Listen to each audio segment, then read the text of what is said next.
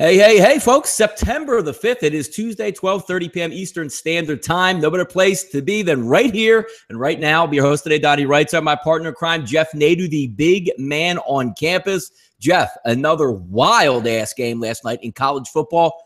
Major League Baseball is going to take front and center stage here for us today because there is no college football after a 5-day opening weekend, so to speak. I know it opened up 2 weeks ago, but last week was your official start to college football season for me. The big games got underway. A lot of fun it was. We'll take a look forward a little bit later in the show for some opening college football lines, maybe a little peek at the NFL, but we have plenty of time throughout the week to cap all of those games.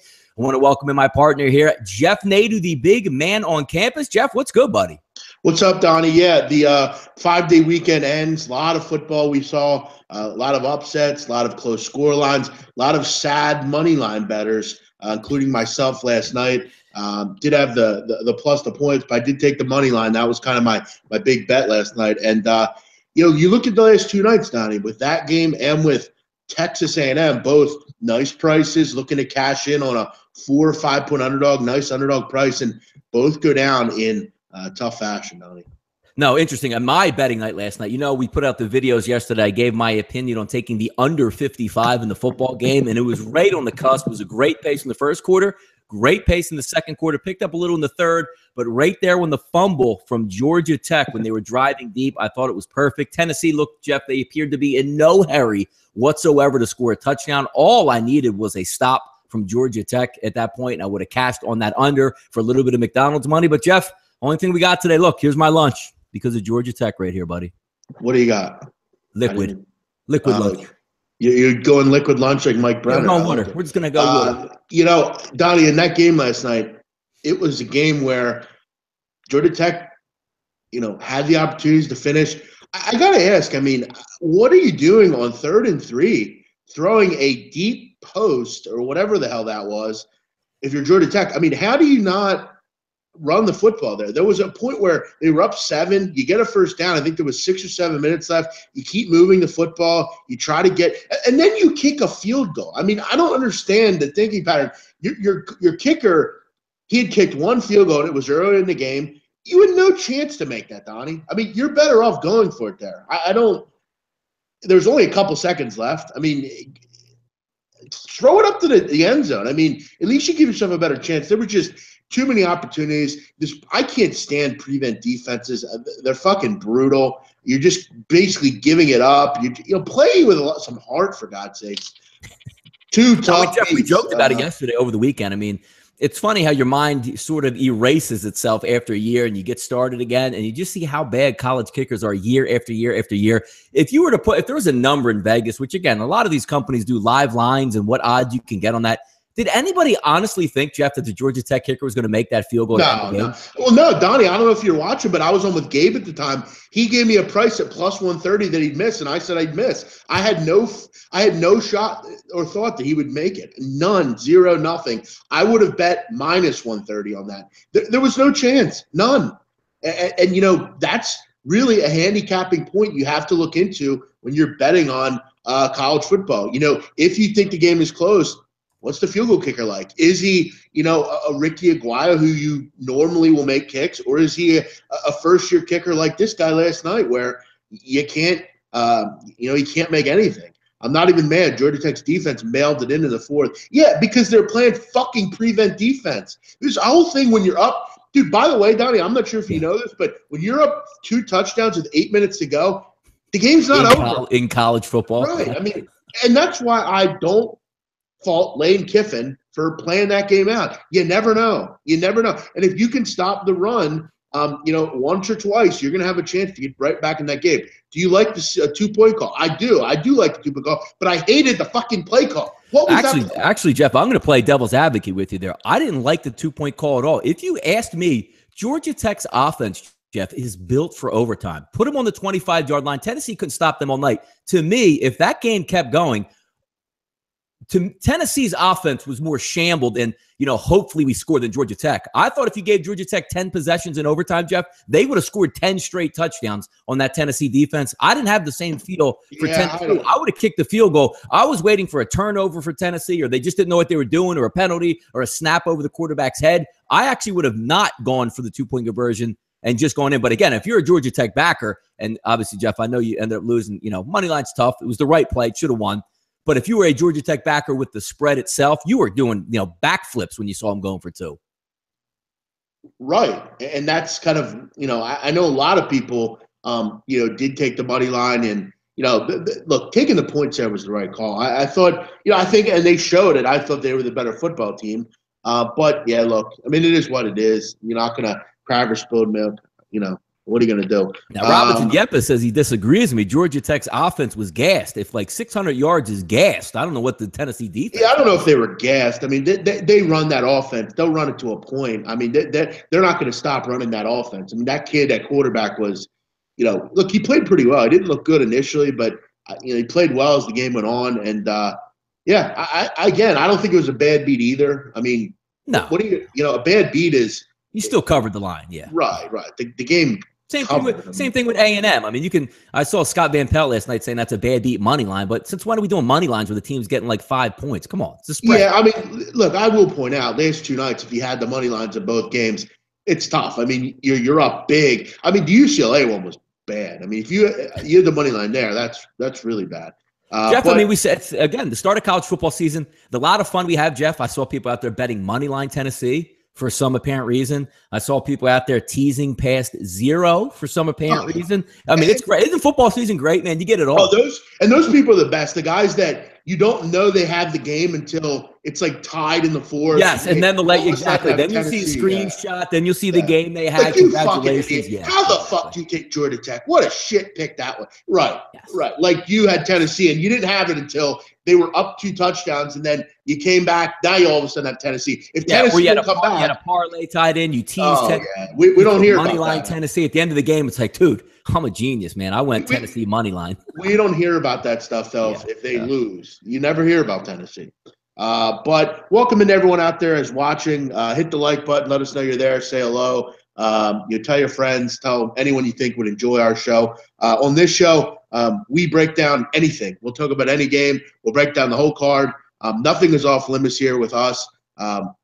There are people that will not break games down. They don't want to give opinions. That is not us. We love to give an opinion.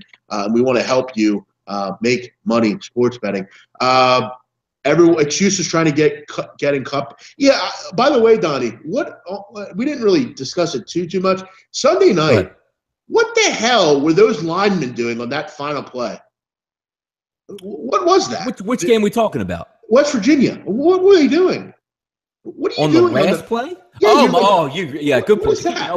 What are you doing First of all, Jeff, it's a 3-man rush by West Virginia. Yeah. And correct me if I'm wrong, the guy who got hogtied tackled and, taped up in the middle of the field so the rest could see it, not exactly the quickest pass rusher in the world.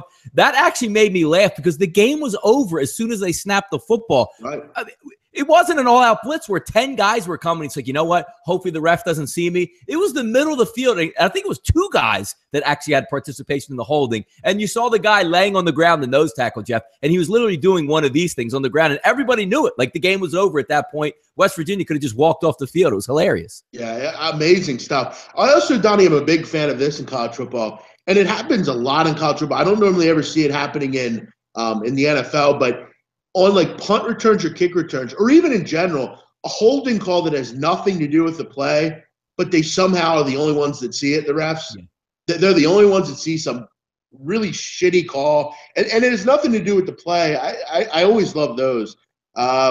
Jeff, you made a fucking fortune on your World Cup picks. Thank you. Yes. Glad you're playing them, Austin. I enjoy World Cup qualifiers. They're one of my favorites. The World Cup qualifiers value today too. Yeah, I have a couple plays. I'm excited. It's the last day, Donnie, of World Cup qualifiers, 6-day run. Looking forward to October as well. We're getting down to the nitty-gritty of qualifying here. And I have 3 plays today. Looking forward to hopefully having another winning day. Love this show. How do either of you feel about the Army-Buffalo game? You know what? Digital Kumquat. Interesting name. What we'll do is I'll write that one down. End of the show, we're going to get into some of the early lines here for college football. Jeff, get back to your penalties on that, man. Let's get after that. So what? Get back to your penalty point. I got a couple points on that. Well, I just don't get it. I don't know if there should be, again, I guess if you have to throw a flag, you do, but there has to be some sort of, I guess you could say, relevance to the play. Mm-hmm. Why, if there's a punt return and I'm on the other side of where the penalty happens and the play has nothing to do with the penalty, why are we throwing the flag there? What did that kick returner do to, like, I don't get it. I mean, I know it won't ever happen, but there has to be some sort of relevance to the penalty. I don't know how you're exactly right. And you're going to see this term I use every single year on Twitter while I'm watching football games.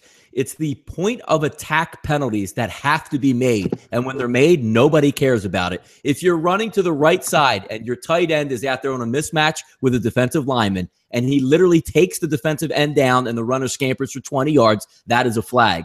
The backside cornerback that gets held by a corner gets held by a wide receiver for 0.2 of a second, 30 yards away from the play, that's the one that gets on my nerves. There were two case in points last night, Jeff. One where Georgia Tech, I believe, was the quarterback, maybe a running back, maybe he tossed it at about the 10-yard line, and the end, maybe it was a tight end, somebody just hooked the defensive end, or maybe it was an outside linebacker, right out of the play in front of the ref, and he was screaming. There was no call there. The worst one, which I'm actually glad at the end of the game that the field goal was actually blocked and missed, a blatant block in the back in the middle of the field on one of the most crucial plays of the entire game that could have set up a winner or a loser, was missed in that opportunity. And as I said, Jeff, I'm glad it was blocked and they went to overtime, because that was ridiculous. Should have been a 15-yard clip going back. But how you miss those type of plays, but then make the anonymous I think I just saw holding on the backside. Let me just throw the flag anyway. You're right about that, man. Yeah, and another big thing, and it usually happens a lot in basketball, but in football it happens too, where the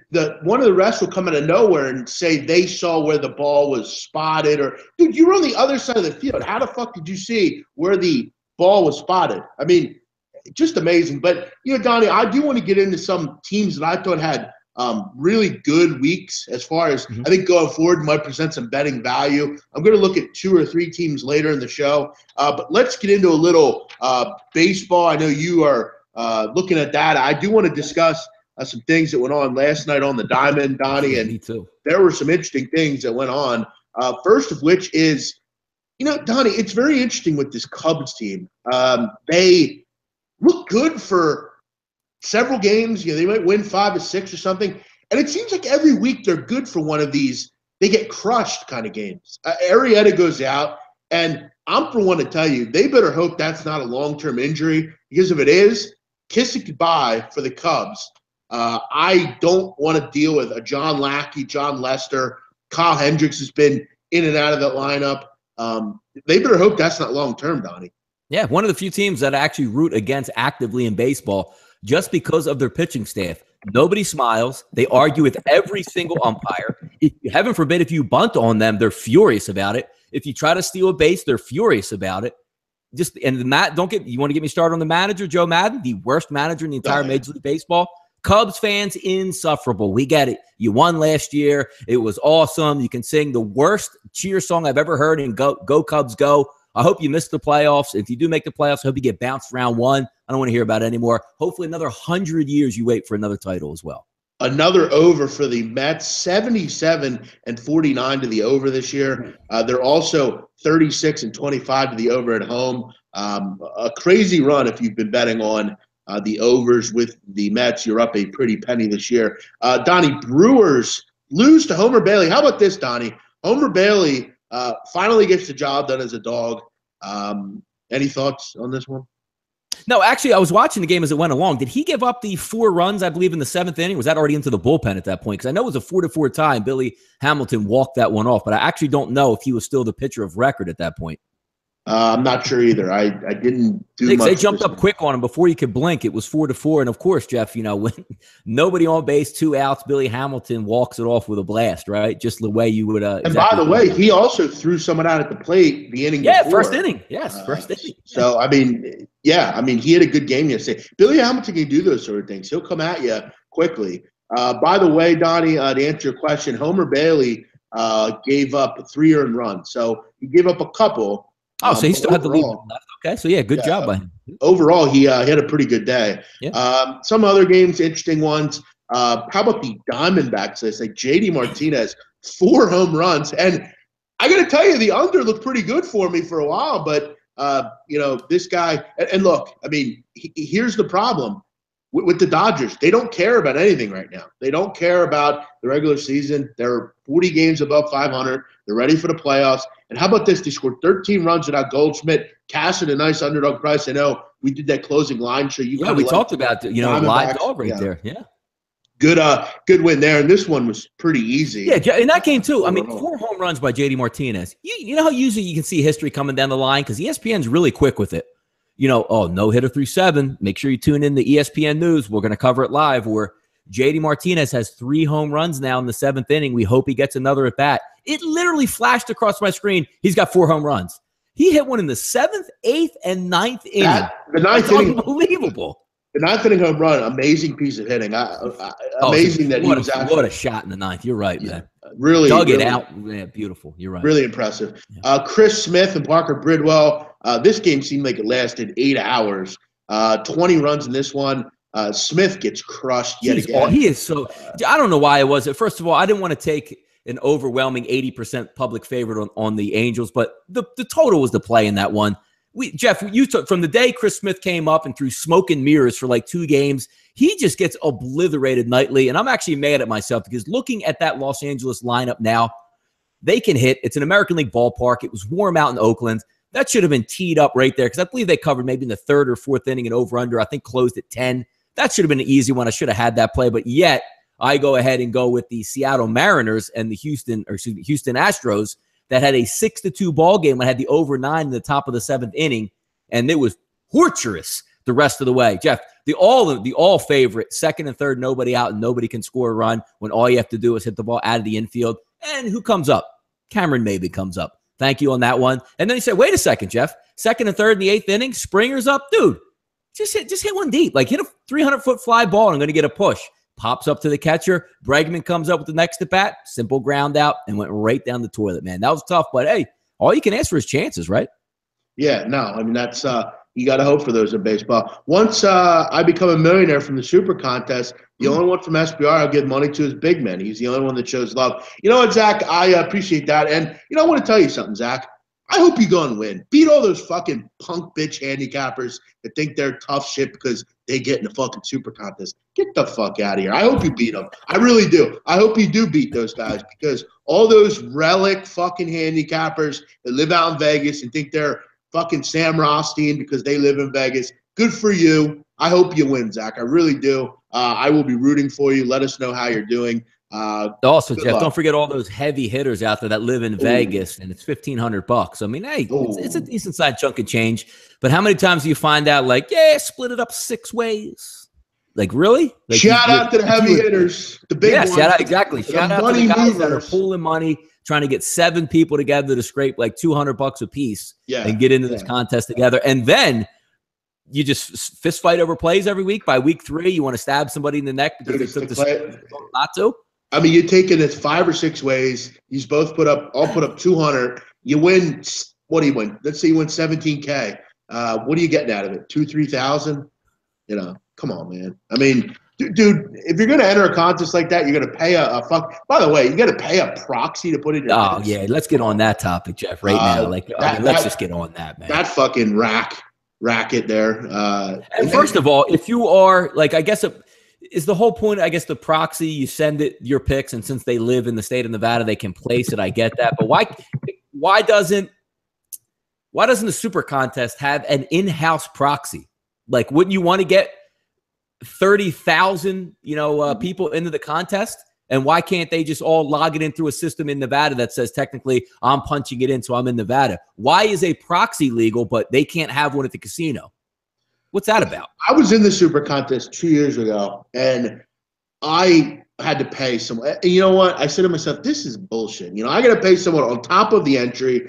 I had a guy out there that signed me up. It was just, I had to pay him. It was just such bullshit. It's like before I ended, I'm down 2,000, 2,500, and I got a contest to do now. And it's like I gotta, you can only bet sides, you can't bet totals, you gotta bet the lines from the Westgate, which is fine or whatever. But as far as the racket of, And it's not cheap. It's not like, hey, right. every pick, every week, we'll charge you $10. It's literally like $500. And then if you win, they want 20% of your money. Right. So if I win the $1 million, I get to give you $200K. Oh my God! Yeah, come on, man. You better suck this cock to get $200K. Get the fuck out of here. Why does it take it so long for Mayweather and McGregor pay-per-view numbers? Dude, you asked this last week. I thought it was 6.5. Did they say? They've been released. I don't know what you're doing, John, man. No one's. I guess your book doesn't want to pay you, but they were out a while ago. I don't know what your book's waiting on. It was at $6.5 million. So those have come out. What do we got? Look, Rashawn Brown says you came up with a genius scheme, Donnie. Hope no one beats you to it. Easy way to make a couple $1,000s to start your season. What are we talking about? Let me in on this. If I made it up, I don't even know what it was. What is it? No, he's talking about you should be a proxy, I guess. But again, no, I guess he means go to Vegas and be a proxy. I don't know. How many people even do that? Like, what's the money like in that? I don't know. When I heard that and when I heard what the fees are, it wasn't like out of the goodness of somebody's heart or, hey, just, pay me $100 for the season. I'll make sure your plays get in. It's literally robbery. Let you come to Vegas, drop $1,500, and then if you win, I will rob you as well. Come on, man. Kelly in Vegas definitely plays the hot blonde angle on the hopes that sucker proxies through her. You know what? I'm not going to comment on that because I don't want to be called sexist, so I'm not going to comment on that. But also, how about if you're a proxy? Why are you charging a flat fee? How about you're like a caddy the tournament saying, hey, look, man, and why does it 20%? I think that's actually, why is it like 5%? Like, hey, hope one of these 15 guys or 30 guys or 100 guys that are in it, I'll be your proxy. Maybe one of them wins. I walk away, 10, 15 grand at the end of the season. It's a great way to make some money. No, it's straight up robbery. Come on, man. And dude, I will tell you this, and this is, again, they can't do it because of the laws and statutes, but dude, I got to tell you, I mean, if I could be in the contest, I would. I can't. I don't have the time to go out to Vegas and dude, it just if I could do it from here, I'd gladly fucking be in it. Yeah, whenever this ruling comes down for the Supreme Court, so we can maybe we'll have the super contest. Think about this, Jeff. The super contest in New Jersey with all the money out of Philadelphia, Washington, New York City, and oh boy, you want to talk about who's going to get in that contest? Goodness.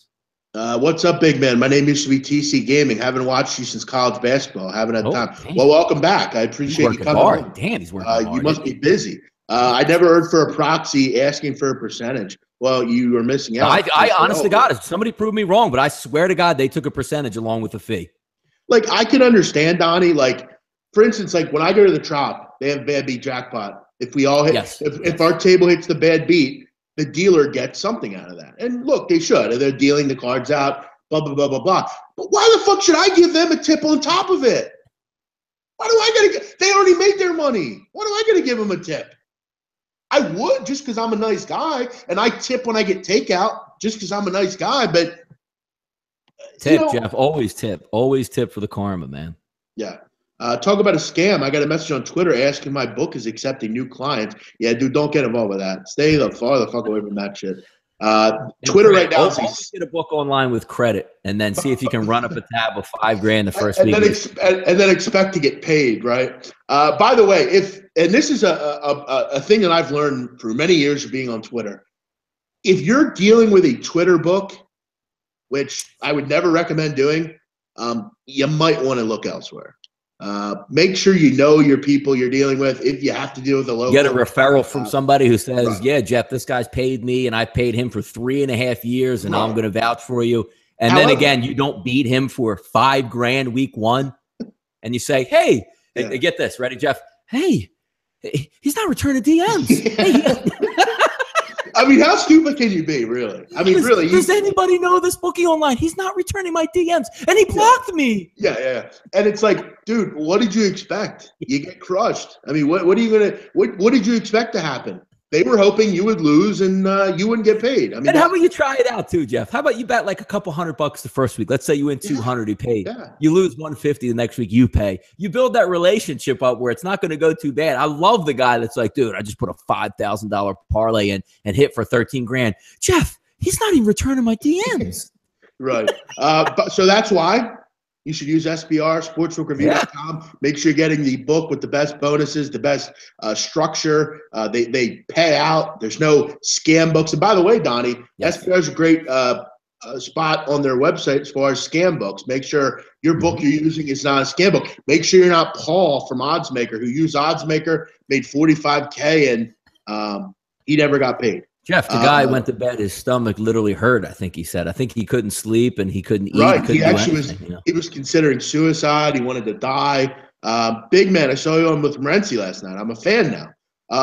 Thank you, Loretti. Appreciate that. Didn't even like you before, Jeff. Yes, disrespectful. I guess I'm gaining new fans. Thank you, Loretti. I appreciate that. Loretti, I don't know if you're a man or a woman, but I appreciate you. Thank you. Appreciate that. Heard it. Next IFBC is in Vegas. That is not true from what I understand. I don't know where the next. Actually, Jeff, I think the next IFBC or whenever they have the next bash, they want to do it at the beach in Costa Rica this time. So imagine the looks that you can get, if you know what I'm talking about. Imagine the trouble you can get into. I mean, but they actually approached me about having it here at the Shore House. So in Lancaster, what Dutch Wonderland? We'll rent it out for the weekend. Actually down at the Shore. I have 6 bedrooms, so I'm sure we can make something work. As far as does anyone play poker? I do. I play poker all the time. Locally, I want to. I can now say I am a poker. Jeff was in the poker tournament at the IFBC, so now I am a poker player. Yes. Right. Donnie, let's go through a couple baseball games today, see where the value might lie, if there is any. Do we have any early games? No, we do not. No, we'll just spin it right down the rotation for us, Jeff. I mean, we're not going to go in deep again. Most of the people are on football at this point, but let's lead you in the right direction. We're certainly going to have some opinions on these games. I agree. Let's feel free, Donnie. If you're not interested, go ahead and skip it. Cubs, who we talked about, laying about 180 to the Pirates. Brault going for the Pirates. Don't know much about Brault. I know he is probably a major league debuter here. Donnie, you're not going to lay 178 with the Pirates, are you? No, I'm not laying. Well, it wouldn't be. It would be 178 with the Cubs at this point, but also looking at Brault is he getting his first start this year, I believe, also in Major League Baseball. But Jeff, if there's one team in the major leagues that you will ask me that has tortured me, waterboarded me, thrown me off a boat with concrete on my shoes, it's the Pittsburgh Pirates. And last night, take a look at the game last night. Which way are we going to side with? Arrieta's on the mound. Oh, you're probably thinking an under. Max Moroff is out here, playing baseball. The Pittsburgh Pirates lost Harrison for the season and maybe their best player overall outside of McCutchen this year. And you're saying, you know what? They're an awful bet. 12-0 final? I mean, what gives on that? That's unbelievable. If I would have had Pittsburgh yesterday, Jeff, you could have flipped that score. If I had like a team total on the Pirates, they get 12 yesterday, which was outrageous. But again, do you trust them? That lineup going against the Cubs? I know the Cubs technically can hit, but Brault, he's just going to get out there. Hey, let's see what he's got in September. Good luck if you're going to lay money on people just seeing what they got. CC Sabathia laying 111 on the road here in Baltimore to the Orioles. Hellickson's been fairly good all year. Sabathia as well. Donnie, what do you like here? I mean, you know me with CC Sabathia. Look, the one thing you'll know about me from watching these shows, Jeff, I rip guys and I lay into them. But also, if they do well, I'm going to give them props right back. I mean, we had a dichotomy watching over college football where you're ready to fire somebody in the first 5 minutes of the game. At the end, oh, look at that. They pulled it out. Don't fire him. What a great play. Josh Rosen stunk in the first half. Unbelievable in the second half. Kudos to the kid. CeCe's been back and he's been on point. He's going to face probably, Jeff, one of the better hitting lineups, especially from the right-handed side in the Baltimore Orioles today. The question I have is, does Hellickson give me much in the first 5 innings? Because at least with CeCe, you can see some things coming back to form. Fastball getting into the 90s, good movement on the curveball in the outside corners. The one thing I would be worried about backing this game, Jeff, you're taking a look right now, CeCe at -118, 62% of the public currently backing the New York Yankees in this one. Jeff, I actually agree with them here. As hard as it is to bet against the Baltimore Orioles at home, I think the Yankees are the play here with CeCe. Look at that, me trying to back CeCe here, Jeff. You know what I mean? Come on. How about that? You never do that.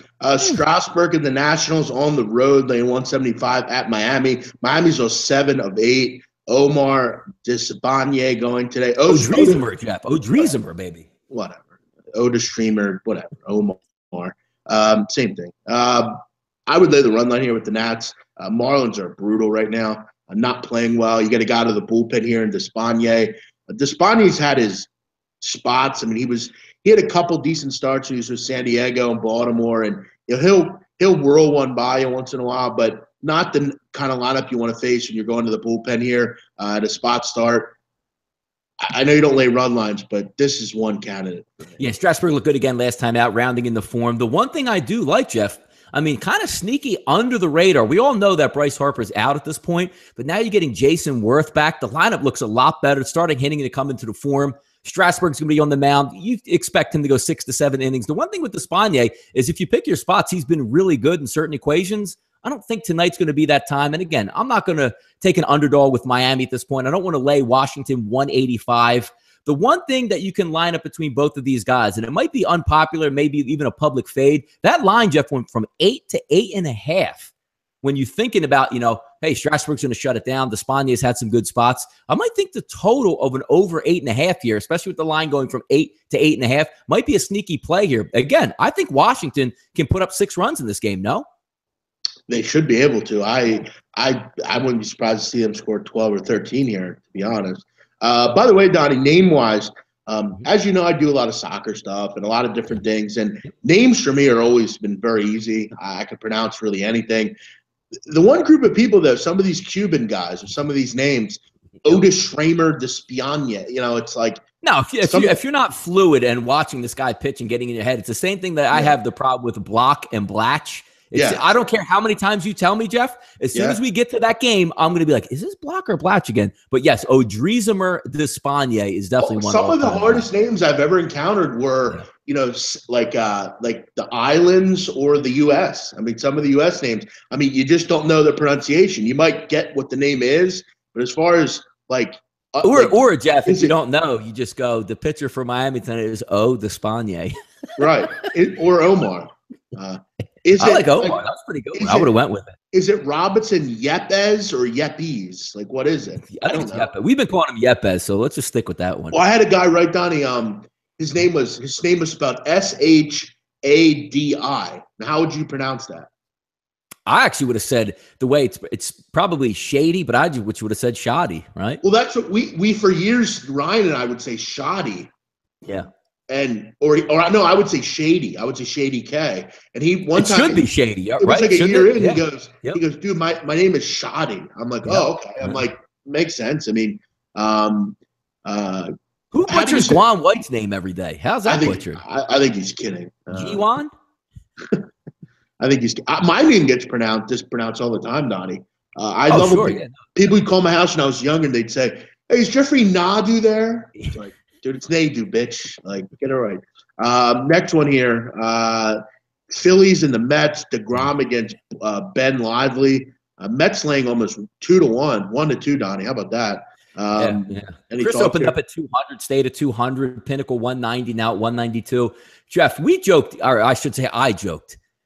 You're telling me yesterday that Mets lineup went for double digits yesterday?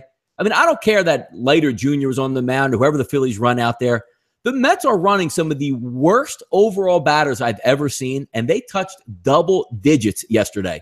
So one would lead me to believe, Jeff, when you have DeGrom and Lively on the mound, the Phillies are down and out. No way they hit DeGrom. They somehow touch him up for like 7 runs. But, I mean, just looking at it, 22% are back in the Phillies. I get it here. DeGrom should peel right through this lineup. But again, I still can't believe in the Mets lineup to consistently hit and get runs. So, I mean, I would just lay off it just for that. If you still had maybe a Cespedes in the lineup or a Conforto in the lineup where you can say, you know what, there's a little bit of balance in there, some power. They should be able to get through this. I have a hard time laying a 200 with the Mets just because of their batting lineup, Jeff.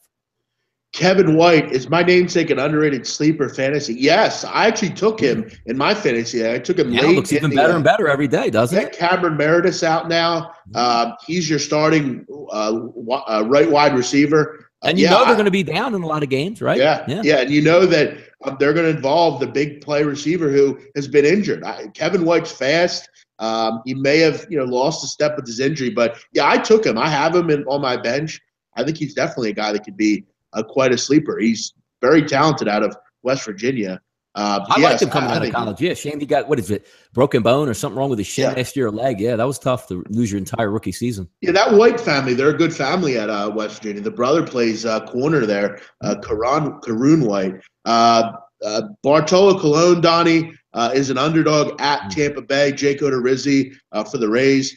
Totals at 9.5 here. Minnesota firmly, Donnie, in that second wild card. How about that? Deepest they've went in a while. What do you think about this game? Yeah, I mean, Colon Odorizzi, it's amazing what Bartolo Colon has come back and done. If you watch him pitch, Jeff, and I always like to get back to it, when sometimes you watch guys, it's like he's throwing 88, 89, 90 miles an hour. Not great movement. He's trying to hit his spots. Tampa Bay is one of those teams that it's not a pure hitting ball club, but if they catch you while you're just throwing these slop balls, they can hit it out of the park. And Tampa Bay, Jeff, is one of those teams. I know how hot Minnesota's been, riding, trying to get into the playoffs. I don't like to mess with Tampa Bay. We saw it last night. I mean, they hit the cover off the baseball. I look for them to do it again tonight. Even though Cologne has been good, sooner or later is going to get touched up. I would lean towards Tampa Bay tonight. Looking at the lines, Jeff, opened up at 135, now up to 145. Pinnacle 133 to 138, a 50-50 ticket split. I like Tampa Bay here. I'm not going to lie. Yeah, no, I agree with you on that. Where are we going here? Cincinnati and Milwaukee. Zach Davies lane 133. Over under 9.5 against Robert Stevenson. Brewers for me here. Davies makes money, Don. He's like Andrew Kastner. That's just what they do. Robert Stevenson, one of these rejects that pitches for the Reds. Not a long-term option, probably. Brewers bounce back tonight, I would think. I would think they do as well. I'm not a big fan of Stevenson. The one thing, Jeff, I like to look at when you have young pitchers or live arms and strikeouts, the one thing I can't stand is Robert Stevenson, Jeff, is either going to strike you out or he's going to give up a walk. And I can't have that. I mean, you have to sometimes pitch to contact, put the ball over the plate. The Brewers, when healthy, if you're going to give them, Jeff, 5 to 6 walks over 5 to 6 innings, they're going to hurt you. And that's one. I do think it's a nice bounce back game. If you're looking overall, I mean, 82% are backing Milwaukee. So obviously just looking at this game. So there's no way they can lose the Reds again. The Reds, when they put out a 1-8 lineup, very, very capable hitting lineup. I liked what Zach Davies has done this year. I don't trust Stevenson at all. And it's a nice price because if you're going to get something, even Pinnacle, Jeff, sitting at 133, bet online at 132. So Chris is actually sitting up a little bit higher. Nice price to take 130, 133 or less on the Brewers. I think they bounce back. Yeah, Milwaukee's 1.5 out in the wild card. They're right there. How about that? I mean, all of a sudden that wild card has shrunk. The Arizona had a big lead, and they still do, but Colorado's since kind of tailed off, and they're in danger of not making the playoffs, Donnie. Milwaukee's still very alive in the wild card standing, so we'll see what happens. Yeah, Jeff, I mean, if you look at Milwaukee in this one, too, Kyle Hamburg, I think, has lost every single Milwaukee wager for or against since baseball started, so pour a little bit out for him on that one. Well, he shouldn't be betting him anymore. You got to, at some point, give up. Yes, but Pittsburgh Pirates, Jeff, I learned my lesson. I don't even care if it's the grit. Yeah. I don't care if a one-armed left-handed pitcher with no left arm is pitching. I don't want anything to do with him. If you haven't picked up Evan Engram yet, you should. Look, listen. If you're the Giants in the preseason, how much Kevin catches you get? I got to tell you, I hated that pick personally. I don't understand why you don't get a running back there. They haven't had a running back really. I mean, other than Brandon Jacobs. I mean, I said it. Who was your last running back? Tiki Barber. You know what would have been interesting too, Jeff? They say they don't go Evan Engram, and they go. I'm sure Dalvin Cook was on the board at that time. Yeah. Wow. Why? You pair him with Paul Perkins. I mean, it's perfect. Well, Jeff, they have Orleans Darkwa. I mean, what the hell are they worrying about, right? Oh, sure. But as far as how much he'll be involved, I would agree. I mean, if Odell Beckham doesn't play, I think he becomes a little bit more dynamic in that passing game. But I got to tell you, if Odell Beckham doesn't play, I don't want any part of the Giants this weekend. Do you think Brandon Marshall will bounce back? I think he will if Beckham's not in there. But other than that, I don't really care. Yeah, I don't know what that dynamic, man. It's just a lot of options. Interesting with me because if the Giants, I like their defense. I mean, they have a very good secondary. If they can get to the quarterback, their linebackers stink, but they have a good front four, and they have a very, very good secondary. So you can cause some problems there. The one thing, if you're the Giants, like, did you want to go out and spend again on wide receiver? Like, to me, Odell Beckham is enough. Like, anybody you pair opposite side of Odell Beckham is probably going to – why not address the run? Yes, that's the point. There you go. It doesn't make any sense. And, Donnie, am I wrong? Isn't Sterling Shepard injured? I could have sworn I saw he was injured. Maybe not. I know Odell Beckham is questioned. All right. Yeah. You know what, Jeff, I can't hold back on the Giants anymore, some players. Odell Beckham, hurts his ankle. After the game, he's all Mr., this, that, and the other. And now you see, he's not at practice on Monday. Does this just scream of, if there could be a TV show that they could pair together, it would be J.J. Watt and it would be Odell Beckham, and they would fight over screen time over who they thought cared more about them. I can see it coming. Odell Beckham hadn't practiced all week. Oh my God, what's he going to do? And then he comes out in some, Christmas tree spikes onto the field. He's making one-hand catches in pregame. He's like, running. Dude, how many times do they got to show us that he does that? Like, I'm healed. Like, we get it. Like, yeah. I mean, how many times do we get to see him making one-handed catches? Yeah, because that's what you do in the game. Because you lay on your back and you catch the football with one arm as it's going by you. That's exactly what we do in the game. I get it. And he did it like one time during a game, and it's like he's the most amazing receiver ever. He's had, dude, is talented as hell. And I know wide receivers are prima donnas. They can be all prima donnas. You look good, you play good. I get all that. But the whole thing, like, oh, my God, man, did you see Odell in the pregame? Dude, Odell Beckham is one-hand catch with nobody on him in the end zone. My God. Dude, let me tell you right now, Mike Evans, Antonio Brown, Dez Bryant are 10 times better than he is. 10 times. Hold on now. They're way better. They're way better receivers. Listen, he's a motherfucking – he's a guy that catches ball. Go over to the – I take Odell Beckham over Dez Bryant, Jeff. No, I do. Mike Evans is on that trajectory where I don't know how you defend Mike Evans because, like, it's – when it all fails, like you just throw it up to Mike Evans, like, dude, I'm bigger, stronger, faster, and I can jump higher. This is my ball. So I have a big affinity for Mike Evans just because I think he's the total player at wide receiver. But Odell, when he's right, man, I don't know anybody that can defend the kid. AJ Green's a great one too by KJ Jones. Yes. Good. Evan Engram had great numbers in college. I think he'll be solid. So that means so much, right? Humphrey's the all-time leading rusher in college. It looks like he can't run the football right now. JJ Redick was one of the best players ever in college. How did that work? Come on. Jeff, he still is one of the best players in the NBA. Oh, right. Best white player. Right. Yeah, dude. Julio Jones. Yeah, I mean, there's so many really good. Corey Clement had amazing numbers at Wisconsin. He didn't even get drafted. I mean, that doesn't mean anything to me. The offense is totally different. The level of players totally different. To compare it, do you take Antonio Brown over Odell Beckham? Of course I do. Do you?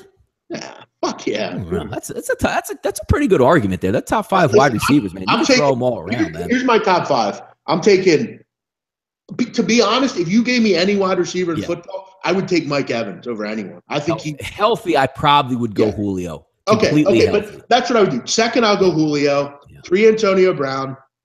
4, AJ Green. 5, Dez Bryant. 6, Beckham. Man. Yeah, no, there's good wideouts, man. You can make a good argument for a lot of those guys. He's not top 5. He's like 6 or 7. And look, I mean, we got to see what happens here. I mean, he's a bit of a prima donna. I don't want him anywhere near my team. Antonio Brown might be number 1 as long as Ben Roethlisberger keeps throwing him the football, just because they have such a good camaraderie. But you saw Big Ben go down. Antonio Brown wasn't nearly as effective. Yeah, he's 3 or 4. He's a 3 or 4 kind of guy for me, Antonio Brown. And you're right. Without Ben, I mean. But again, I mean, it's like saying Tom Brady. For a lot, but he's that small guy. Like when you throw it to a spot, like when him and Ben are on, Antonio Brown is unguardable because he just throws it, says, I know he's going to be on the 14-yard line, just outside the hash mark. Let me just let it go. And he's there. They're an unbelievable combo. All I'm saying is if you take away Ben, I think it takes away. I mean, any good quarterback, you're right. But Julio Jones is one of those guys, Jeff, dude, just let it rip and I'll catch it deep. You know what I mean? Or I'm just bigger and stronger. Yeah, he's right up there, 1 or 2. A couple other baseball games here. Where are we going next? Boston, Toronto. Boston's laying 184 over under 9.5. Anything here? Estrada against Eduardo Rodriguez. Estrada, no, I don't have much on this game. I'm not laying 195. Interdivision battle. 32% are backing Toronto in this one. I know they had a nice offensive explosion yesterday. You would lean towards the over, but I've seen Rodriguez, and it's stigmas out there that the Toronto Blue Jays can't hit left-handed pitching, so I get that. I think Boston is the right play in this one. Am I laying 195? No, but I like that line movement. Pinnacle 175 to 184. You even see in bigger disparagements. Bet Online, which gets their lines up pretty early, opened at 160, now at 181. Boston's the right play in that one. I think they win it again. We're getting down to the point, Jeff, where if you're looking at Boston and the New York and Yankees, these two teams more than any other teams right now, to me, which how close they're locked in on, maybe that little bit of extra juice where, boys, we got to win this ball game tonight. So maybe a slight edge in both of those, which is why, again, I like the Yankees with them being hot and closing. You never want to say, all right, now we're right on their heels. We don't want to take a step back. So that's why I like the Yankees a little bit. And I do like Boston, but the line's too high for me to actually bet that game. Mr. Stubby, Hilton is a great receiver. You're not serious putting Hilton. I mean, come on, dude. I like T.Y. He's good. No, he's not top 10 or anything. Yeah, come on. No. What about Cole Beasley? I love Cole Beasley. Cole Beasley in the right situation, man. He could put up some numbers. 75, 80 catches. That's not out of the realm this year for Cole, is it? Donnie, over the years, Zach Kenkel, he's been in this chat, and I've always kind of thought it was kind of a troll. This comment really is kind of putting him over the top. Yes, it's true. One of my clients just bought a new Ferrari. Who gives a shit, Zach? I mean, what does that do for us? What do I care about that? Why don't we get some of that? Give me those plays, man. Yeah, I mean, why aren't you giving them to us? Because every time I see you in here, you're whining about a soccer play that you had that lost. So I've heard people say you're suicidal in this chat. I've seen people, you need to tone it down. I mean, you're a little bit over the top. What is it? Are you winning or losing? What else are we going here? Pick one more game, Jeff, because then we're going to look at some open lines in college football. Yes, quickly. Luis Gohara. I knew you were going there, too. Atlanta Braves. Gohara out of Brazil. How about that, Donnie?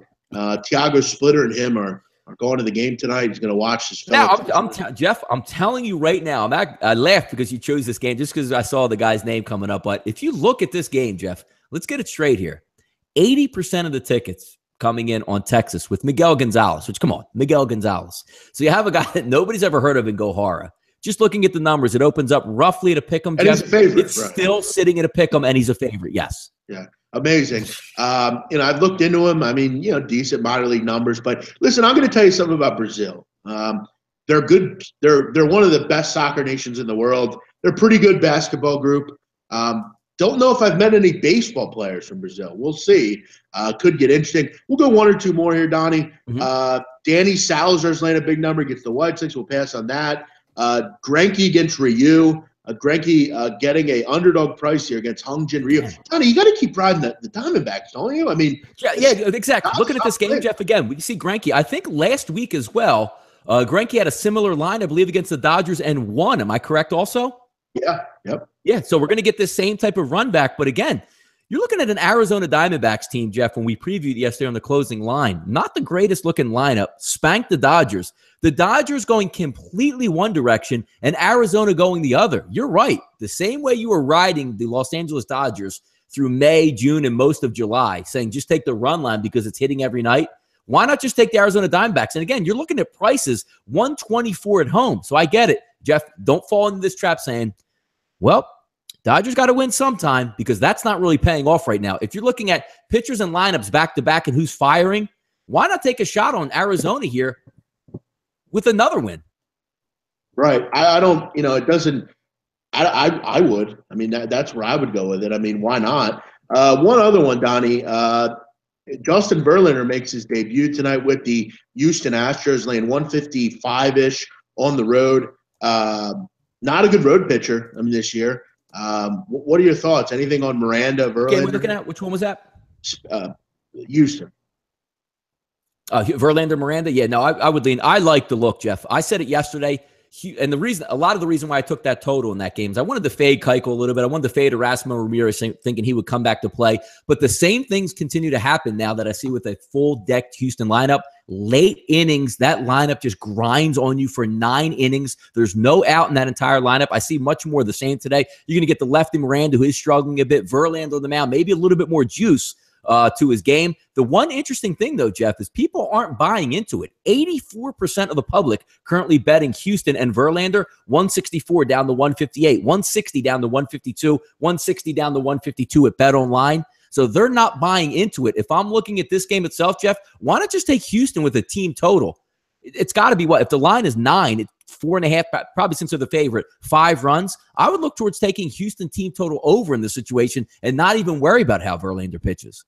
There you go. How about that? Conrado Mendoza, Spain -5. Geez, they must be playing my old high school team. They're actually playing Liechtenstein, Donnie. And, I do want to talk about CLV for a quick moment, Donnie.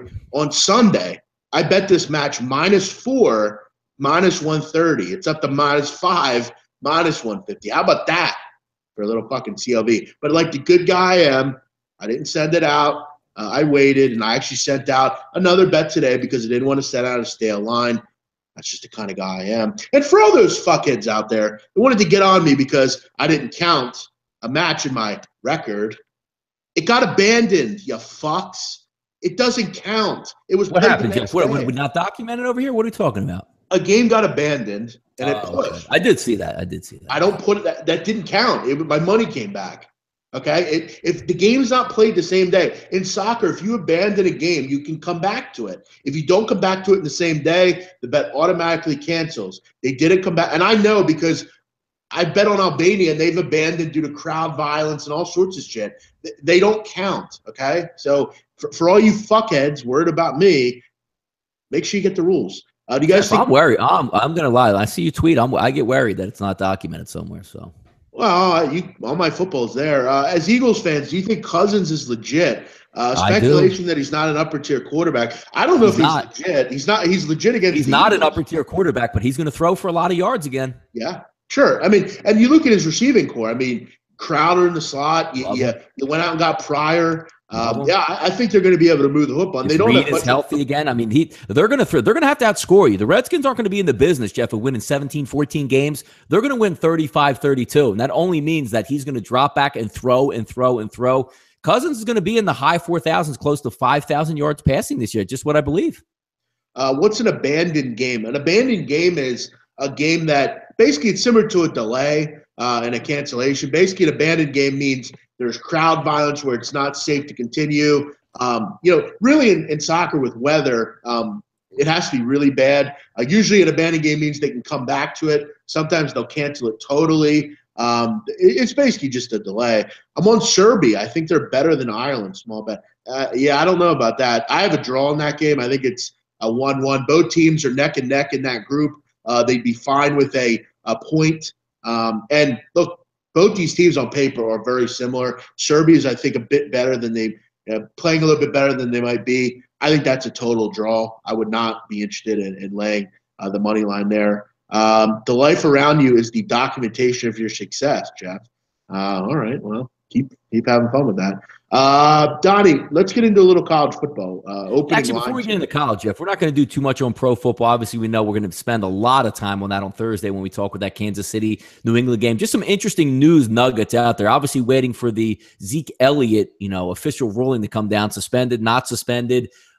Being delayed, court orders, court junctions. We're probably going to hear something back today or tomorrow on that, but I did find it funny that the Cowboys, Jeff, are setting their own timelines for the NFL when they want to know if he's going to be eligible for the game. That one made me laugh. The second thing, Jeff, I want to talk about is this impending storm that's going to hit South Florida or somewhere in the vicinity there. If we're looking at totals, opened up at 45. You're now sitting at a 41 at Pinnacle. I can't imagine if that thing's coming anywhere near South Florida that they play that game. So if you're trying to pick off numbers or try to guess right in the situation with the total, good luck on that. And you know what the hilarious thing would be, Jeff?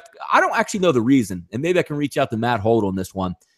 If this game is moved, let's just say Tampa Bay to Miami, and you bet over 41, but the game does play, but plays in Tampa Bay, or maybe they move it over a state or into the Superdome or whatever it is. The same there, or do you get a voided bet? I believe you get a voided bet because it's not the same. It's not the same venue, and that's a similar thing to. Yeah, I don't know. Yeah, that's a similar thing to abandoned games. It has to be played in the same arena or the same time or picked up the same day. If it's picked up or moved, the game is voided. It's got to be in. Yeah, that's the storm looks like it's bearing down. I see a lot of people obviously jumping on, take the under. There's going to be 60 mile. Trust me, if there's 60 mile an hour winds in that game, they're not playing the football game. Trust me. By the way, I mean, I'm not saying I love meteorology, but I do think it's interesting and how things work and storm tracks. You have to remember about a hurricane, tracks can go all different ways. I mean, you never really know. Yeah. If you think there's going to be a possible cancellation, why not just stay away from it? I mean, you're going to have many more chances to make money with those teams. I would just kind of avoid it. A Big Man on Campus, can you do a breakdown on how to play football pools? You know what, man? I don't really play many. My guess would just be to, get your sure wins early on. I don't know. I don't play them much. So I guess what he's talking about, Jeff, is do you like to, the perfect case in point, Jeff, the Borgata contest, to pick the pros.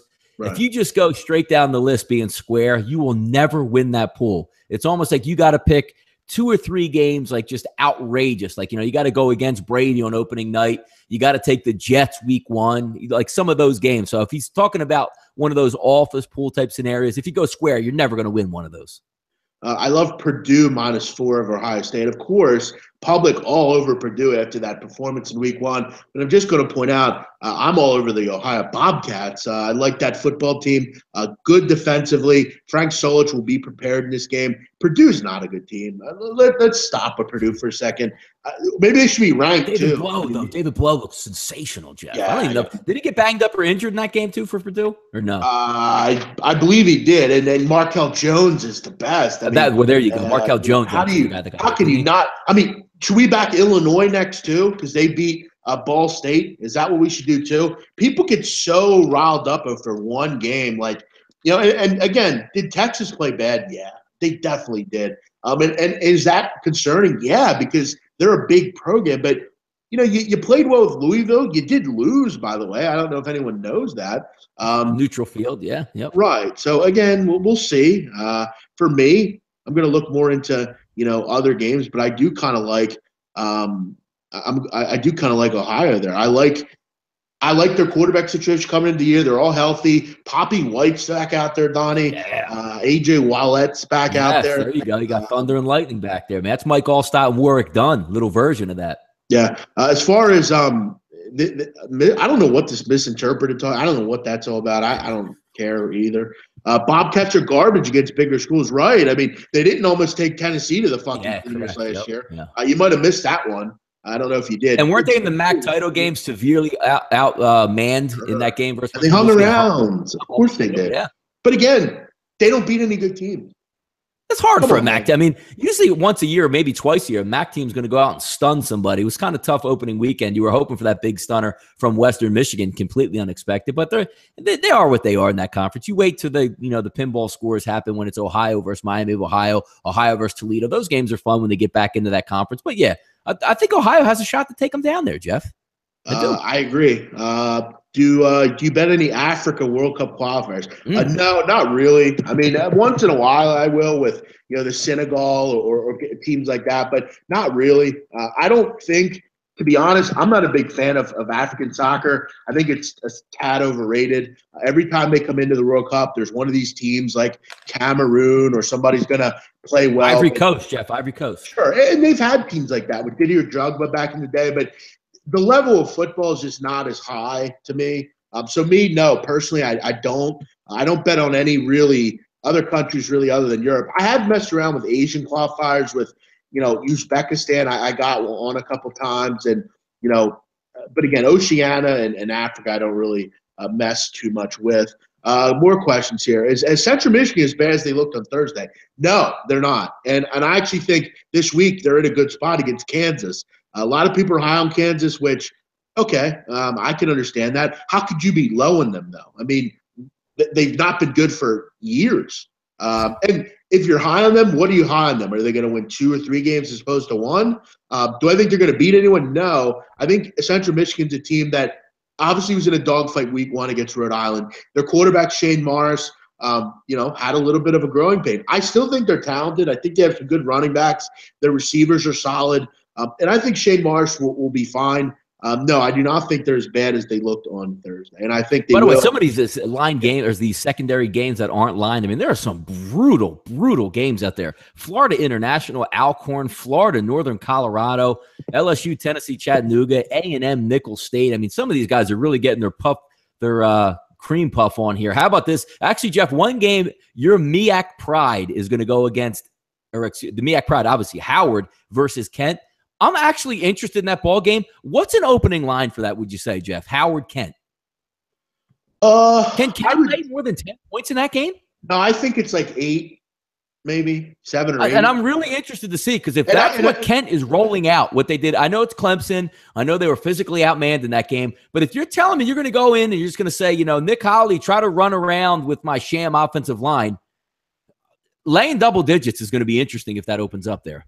Yeah, as far as for me in that game, I mean, I think the whole people obviously care more about Howard than they ever have. But for me, Kent's probably going to be the play. I have to see where that line ends up. I think they will be a favorite for sure. You can't list Howard as a favorite. No, Howard's not going to be a favorite, but it's going to be interesting if they just do that normal line. Because again, if Kent played last week and it was 56-17.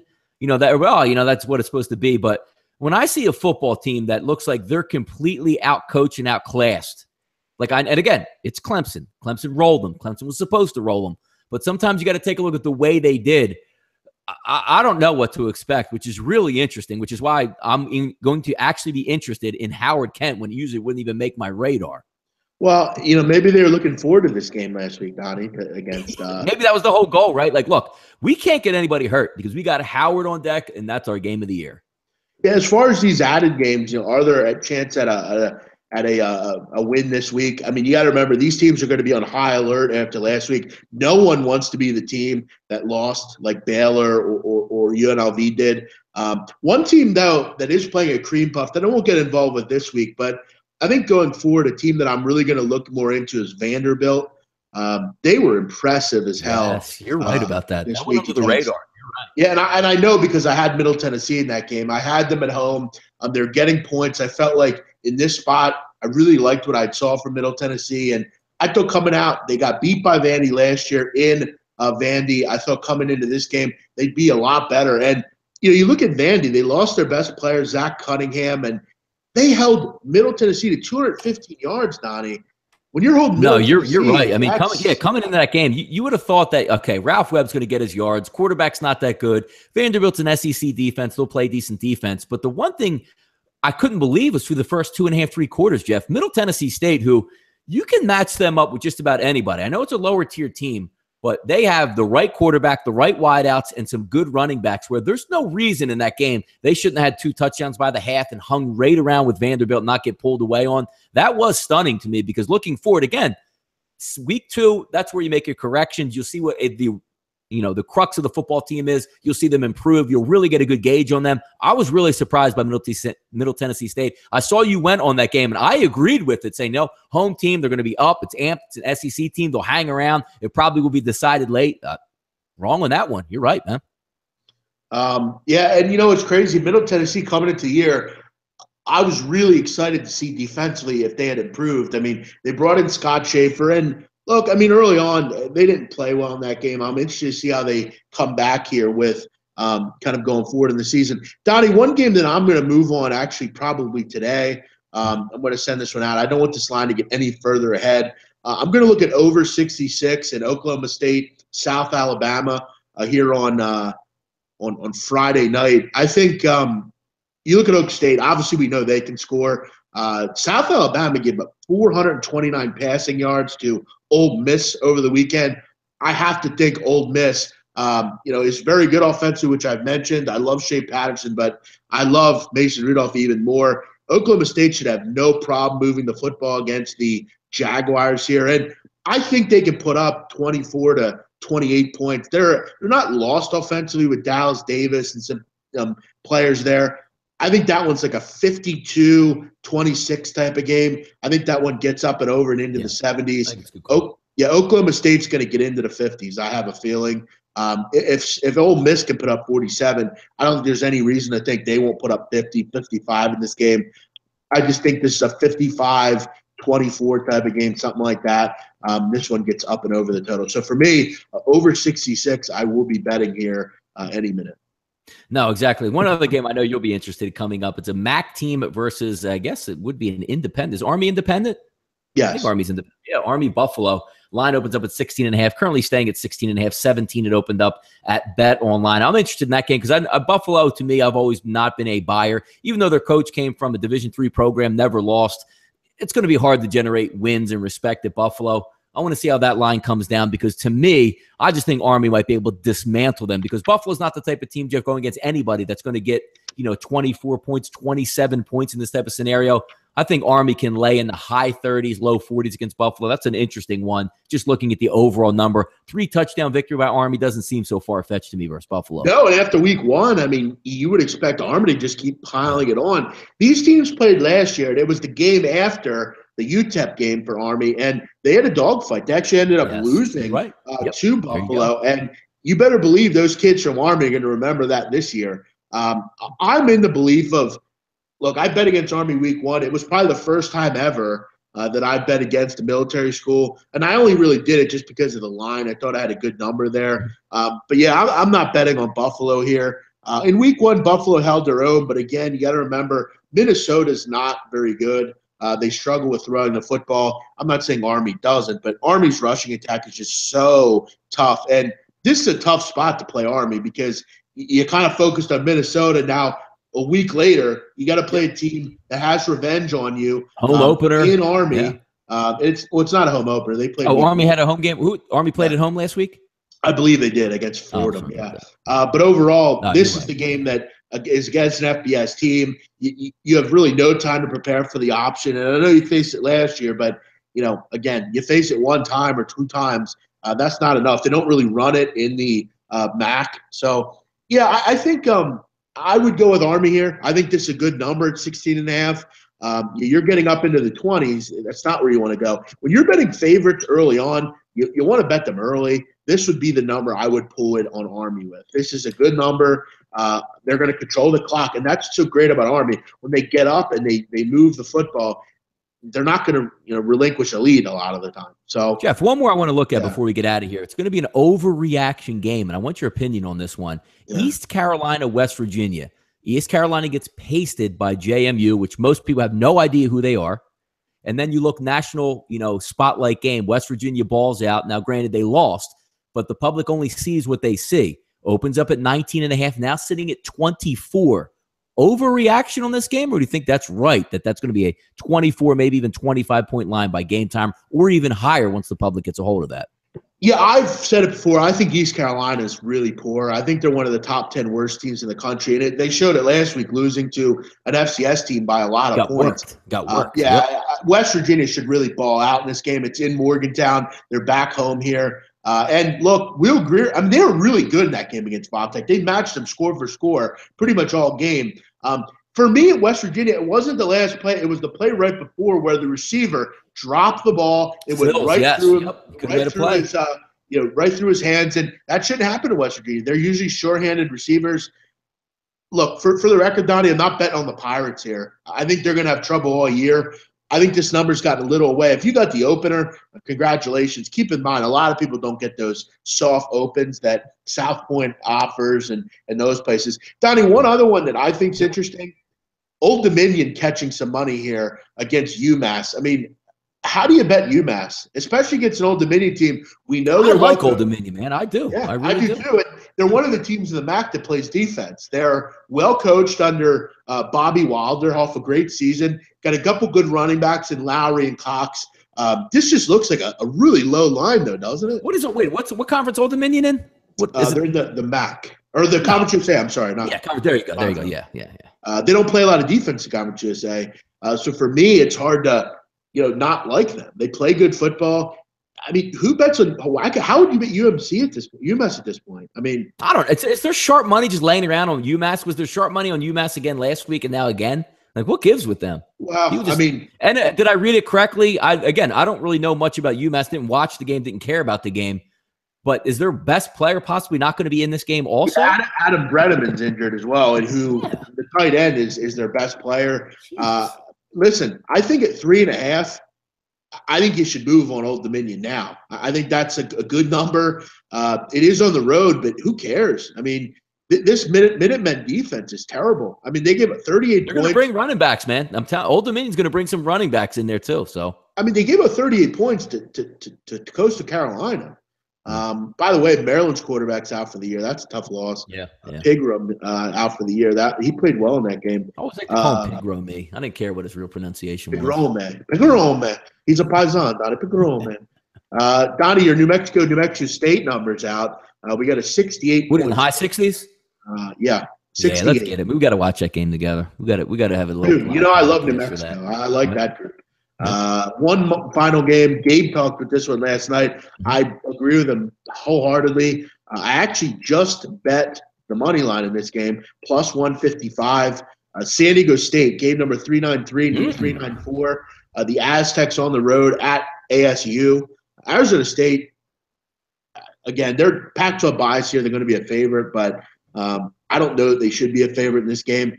They can't stop Larry Rose in New Mexico State. How are they going to stop Rashad Penny at San Diego State? San Diego State had a layup week 1 against UC Davis, but they're a well-prepared group. Rocky Long always has them prepared. They don't lose a lot of football games. I don't know that I could see them going into Arizona State, who has a lot of problems right now with the quarterback position. Who is their quarterback? Are they good defensively? For me, I'm going to look straight forward at the Aztecs in this spot. I think they're really worth the play here.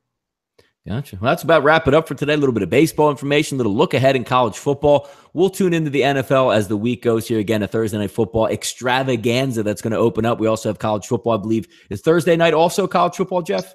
No, just Friday. What's the 8th? Friday's the 8th? Okay. So there is one, Utah State, Idaho State. So we might have to dig into that a little bit as well, 8 p.m. Yeah, what we'll do tomorrow, Donnie, I was thinking is we'll kind of mix and match little college. You know what we should do, Jeff, is because again, it's an open podcast. We go where, a lot of the chat bot goes and stuff, Jeff. Why don't we pick maybe a conference a day to look at, and then we'll have our football. I could also see, Donnie, where Wednesday maybe we focus a little bit more on the college football card, get, kind of prepared for the Thursday game, and then Thursday actually look at the NFL game and kind of look at the prospects of the card. I know, obviously we're going to mix it all in. Questions are always welcome. We're not going to go over every game. I mean, we'll get to as many as we can. Keep in mind at the end of the week, that's where Peter and I really delve in and put our official plays out there. And we'll mention, keep going down the card each day. As we get kind of more and more into September, baseball is going to be less and less as important. We will have playoffs at that point, which we'll talk about. But other than that, Donnie, tomorrow we'll have some fun with more football. Looking forward to it. We'll be on at 12:30 Eastern. Catch us then. Catch us there every day. I have nothing else going on today, Donnie. I'm actually going to clean up a little bit here. My mother's busting my balls about making sure the place is nice when I leave. I got to get home here at some point, and it's going to be today. I'm making the trek back to Pennsylvania. So I have nothing more going on tonight. Catch us tomorrow at 12:30 here on SBR.